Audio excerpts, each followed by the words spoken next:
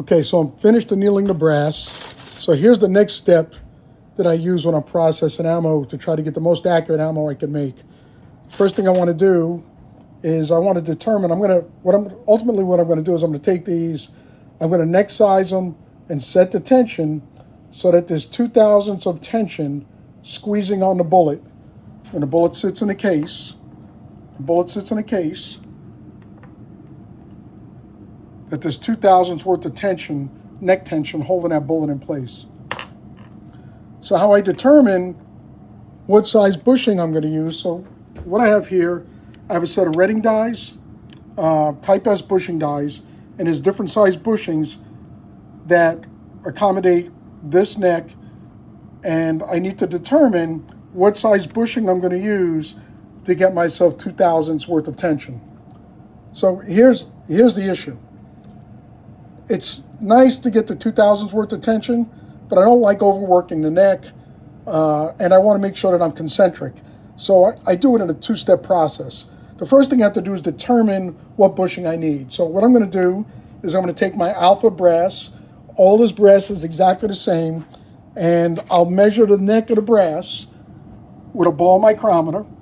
And here it is. I'm not going to go through the whole process, but every neck on this, and alpha brass is really consistent. Alpha brass, every one of them is about 15 thousandths, give or take less than a half a thousand, less than a half a thousandth. So I'm not going to turn the necks. You saw me do some other videos on turning the neck to make them concentric. Well, the Hornady brass that I buy, it varies from 13 thousandths up to 15 thousandths, and I don't want that difference because I want the tension on the bullet to be exactly the same all the way around, okay? So I've determined that I have 15 thousandths of a neck thickness on the casing, on each case, right? So the case has got 15 thousandths of wall thickness, neck thickness. The thickness here is 15 thousandths. So you take 15 thousandths and you multiply it times 2, or you double it, and you get 30 thousandths. Now these bullets are 224. So you take 224 and 30 together, right? And you come up with 254.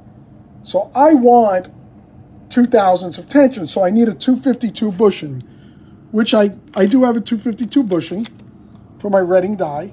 So that bushing is marked 252, right? So I would put that in my Redding die. So my Redding die, my Redding sizing die is a neck size die only. And this is for my 6.5 Creedmoor, but since the 22 Creedmoor and the 6.5 Creedmoor share the same case dimensions, I'm using the 6.5 Creedmoor Type S die with a 250, I'm using a 248 bushing if I wanted to get this and not touch it again, right? But what I'm going to do is I'm going to go to a 251 bushing. I'm going to go down, I want to go to a 251 bushing. So my 251 bushing, next that down to 251, but I want to be at, you heard me say I want to be at 252. So what I'm going to do, instead of using the bushing to size it, I'm going to use a mandrel die. So I'm going to first run it through the die. In this case, I'm going to run it through my, where is it? I'm going to run it through my Forster die. My Forster die, I'm going to put a bushing in there, and my bushing in this one's going to be a 251 bushing. Now the 251 bushing on this is going to do the same thing that the 251 bushing would do on the other die. The difference is this die will do what we call bumping the shoulder. So those of you that have been reloading for a while, bumping the shoulder has to do with the headspace. And how you get that measurement is you take a case comparator, and then you measure to the datum line. What is the datum line? Well, Sammy has a drawing of this case online. And the datum line is a certain spot on this where this is right at 0.400 at the datum, at the shoulder. So we're going to measure exactly from that spot, and you can see that this this comparator that I have in is a 400. You see the 400 on there? So I'm going to measure the distance from the head to the datum line, and that's going to give me my shoulder distance or my head space, right? So I'm going to put my phone down for a second and put it down for a second. And then what I'm going to do is I'm going to measure. Well, these were fired in my rifle already. My rifle is 1.535 is the normal headspace on a rifle. Now, since these loads were all shot at different powder levels, some of them may be a little bit more than 1.535. Some of them will probably be 1.537. So what I'm going to do is I'm going to set this die up. Let's see if I have, let me see if I could, let me do this real quick. Put this down here. Sorry about this. So I'm going to set this die up to turn around and bump the shoulder. Let's see if I got one here. So this one is 1.537. So I'm going to take this die and set it up in my press, and I'm going to adjust the height on it, and I'll come over here to the press here. I'm going to come over to the press, see if I can get it set up so you can see my press. Actually, I'm going to go over here so you can see the press. And I'm going to set this die up in the press. I'm going to set this die up in the press, and I'm going to make it so I bump this shoulder back 0.02 of an inch. So how I'm going to do that is I'm going to adjust this die up and down until I hit this shoulder and bump it 0.02. And I'm going to do that for every case. I'll take a little bit of Hornady case lube, and I'm just going to put some on there. Now you can see the case has been annealed. You can see the dark spot. It's been annealed right down to about here on the shoulder. So this case is ready to be sized. Now, I'm going to start with the die backed all the way out because I don't want to bump the shoulder. All right, so I have it all the way down. And I'm going to set the die up and measure it again with my comparator on my micrometer. And I want to be at 1.535 is where I want to be on the shoulder bump. Now, it may take a couple of shots to do this, but I'm going to do this, and I'm going to, at the same time, I'm also going to be resizing, oh, I would be resizing the neck. I'm going to resize the neck as well. Now, I'm not going to use my deep primer because these are deep primed, so I have my priming rod screwed all the way up. Now I'm going to set this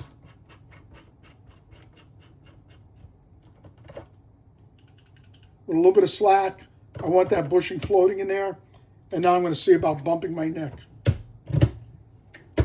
Bumping my shoulder back. I'm 1.536. I didn't bump yet. I didn't bump. I could feel it. 1.536. And this takes a little, this is a little tedious, but it really pays off when you start to reload and you're shooting for accuracy. And you're custom sizing it for your rifle too. So, I mean, the process takes a little bit. People don't realize what goes into it. For a guy to get his, I think I just bumped a little bit. Nope. So I just keep turning until I bump the shoulder. I'm getting close. I'm starting to size the neck.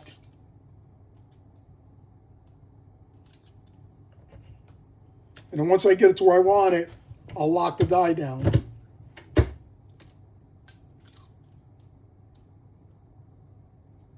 Six.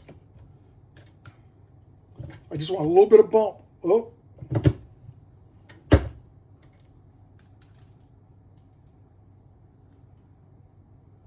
And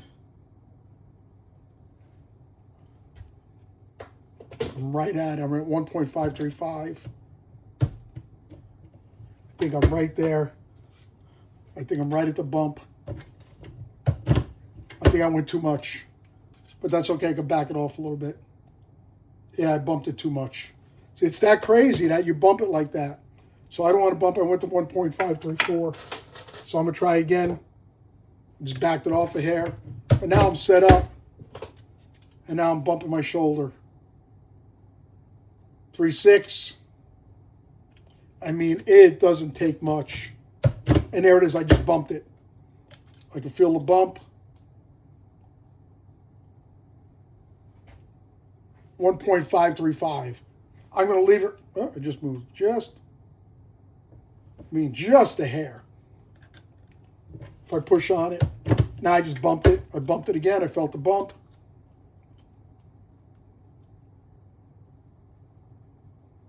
And there I am, 1.535. So now that die is set up to do the rest of the brass. So once I'm done with that, I'm going to take this off here.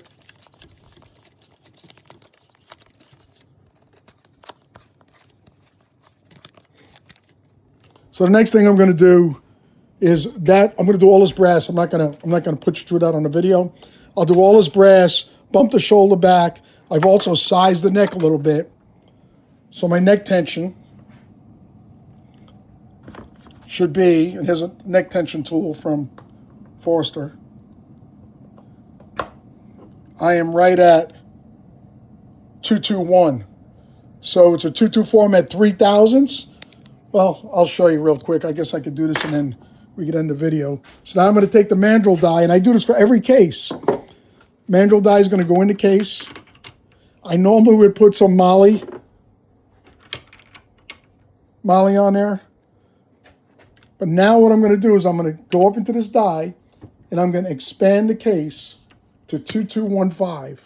It doesn't take much. I mean, it's crazy how little it takes to do that. And now I should be another thousandths difference.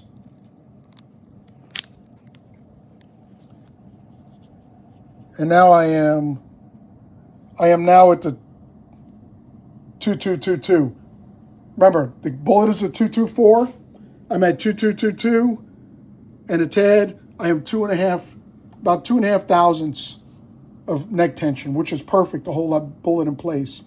So now I just set myself up to load the brass. So the first step is to take each one. I'm going to bump all the shoulders the same. You don't always have to bump the shoulder, but since I loaded these at different powder levels doing a ladder test, I'm going to bump all the shoulders the same.